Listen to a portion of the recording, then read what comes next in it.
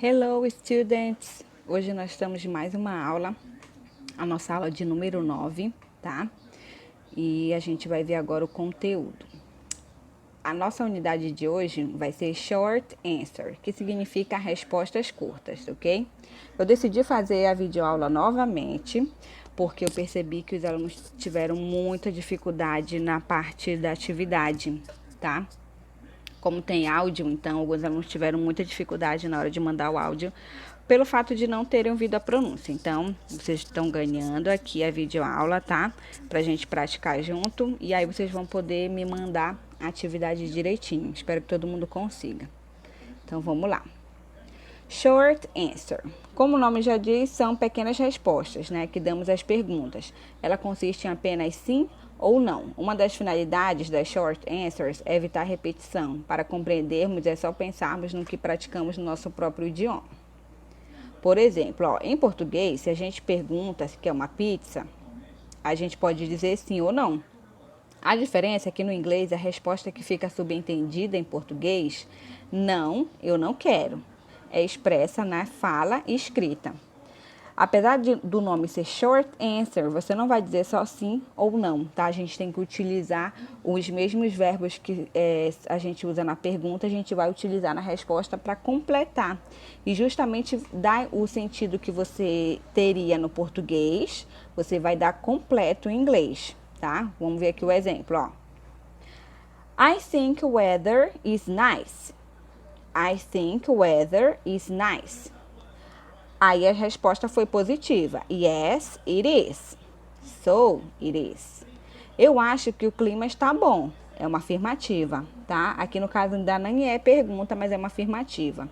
E aí ele completa, ó. Sim, está. Então, está.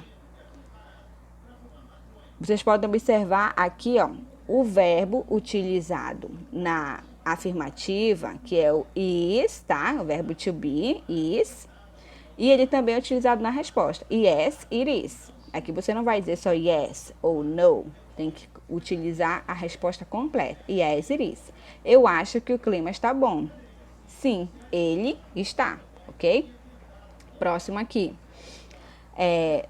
Dear Smith is Mary's husband. No, he isn't. O doutor Smith é marido de Mary. Aí ele responde, no, he isn't. Não, ele não é. Apesar de não ser uma pergunta aqui, tá? Ainda não é pergunta, é só uma afirmativa, né? A pessoa tá afirmando algo que não está correto. Então, dear Smith is Mary's husband. No, he isn't. Aqui eu não posso utilizar só o no, tá? Eu tenho que completar. Não, ele não é.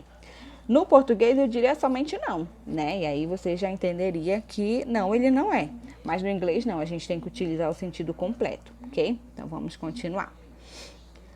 Veja que nos exemplos acima, o mesmo verbo auxiliar foi usado tanto na pergunta e na resposta. A partir disso, podemos compreender que devemos respeitar os auxiliares que comandam a pergunta.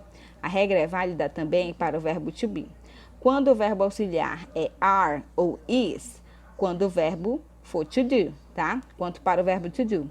Vejamos alguns exemplos.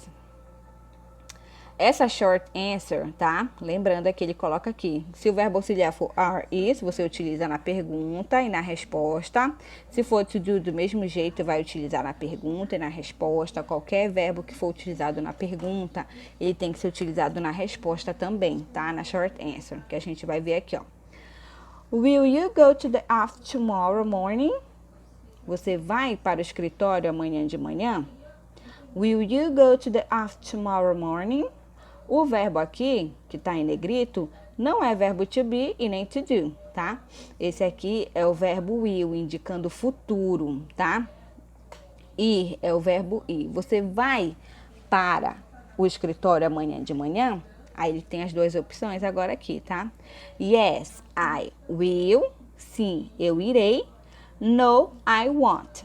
Não, eu não irei. Tá? Então, esse é um exemplo aqui. No caso, se fosse uma short answer sem ser com o verbo to be, tá? Então, esse aqui é o verbo will, que indica futuro, ok? Então, aqui, ó, vamos de novo. Will you go to the office tomorrow morning? Yes, I will. Negativa. No, I won't. Are you a singer? Yes, I am. No, I'm not. Você é cantora?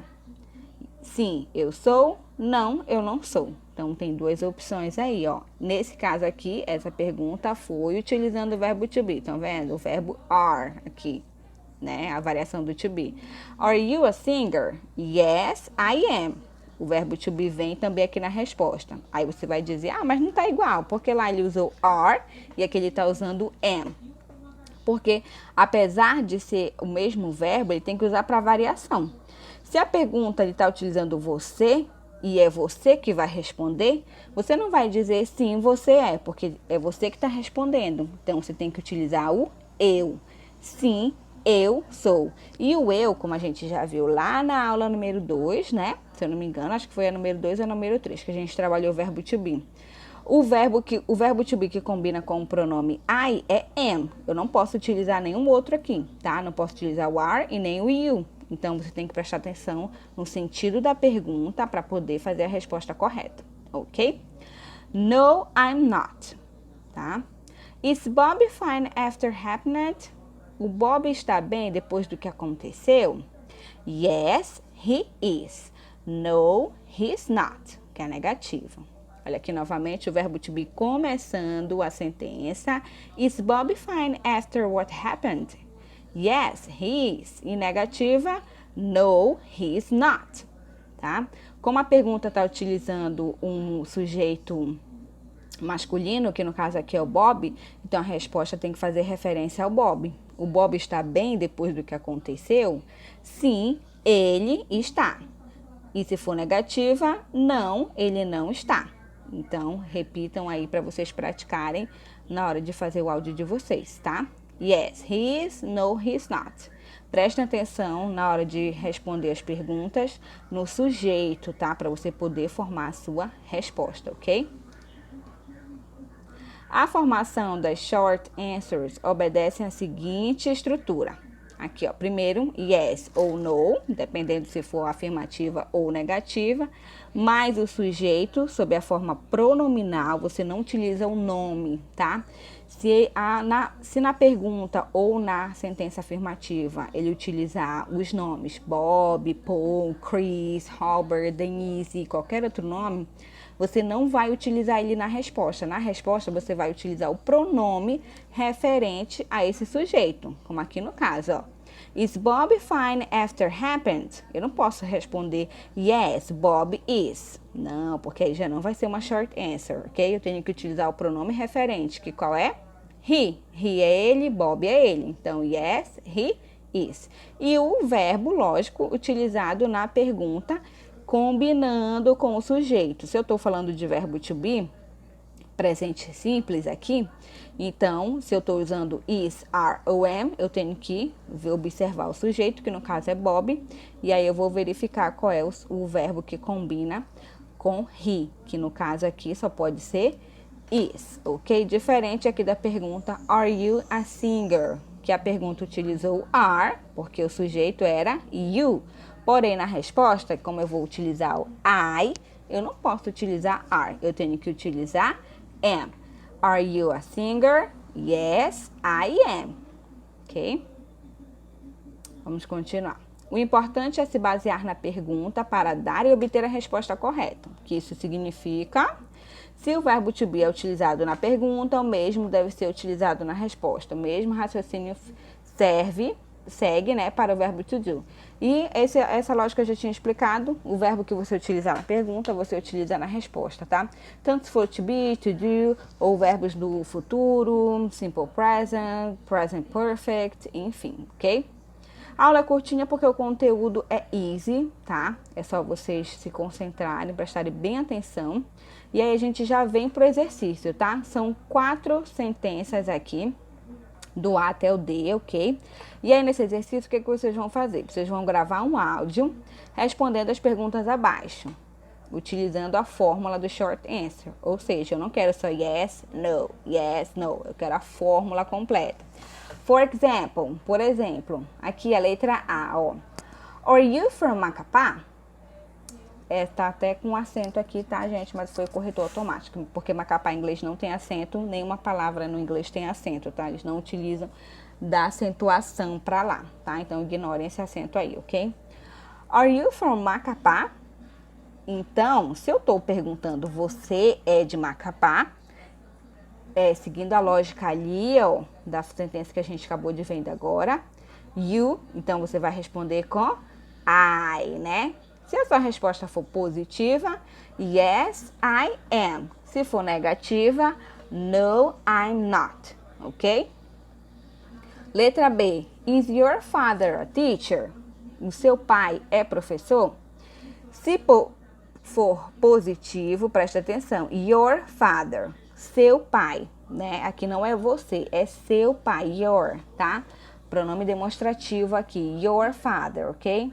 Então, se for positivo, você vai responder yes, he is, que é sim, ele é. Observe que eu estou utilizando o pronome referente ao sujeito da pergunta, que é quem? Father. E father é pai. Então, é homem, então é he, ok? Se for negativa, no, he is not. Ou no, he isn't. Você pode utilizar tanto a forma longa como a forma curta aqui, ok? Letra C. I am your English teacher. Am I your English teacher? Yes, you are. Né? A pergunta é, eu sou o seu professor de inglês, né?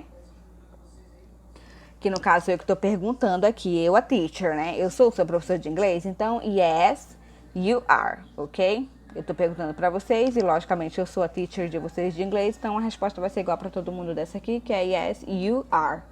E a letra D, are you a student? Você é estudante? Você é estudante? Are you a student? E aí você vai responder yes, I am, ok? Sim, eu sou. Todo mundo é estudante, então yes, I am para todo mundo, tá? Eu aguardo a resposta no PV, vocês têm uma semana para entregar, depois disso será tarefa não entregue, ok? Claro que a gente estende um pouquinho mais o prazo devido à internet, falha de conexão, alguns alunos têm dificuldade de adicionar a internet, a gente sabe das dificuldades. Então vocês podem estar mandando, quem foi adicionado agora no grupo recentemente, é só se atualizar, participar das aulas, pedir o conteúdo.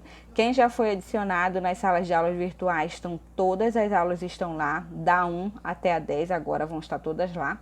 E aí vocês podem assistir as videoaulas e realizar as atividades e entregar no meu PV, ok? So, bye bye!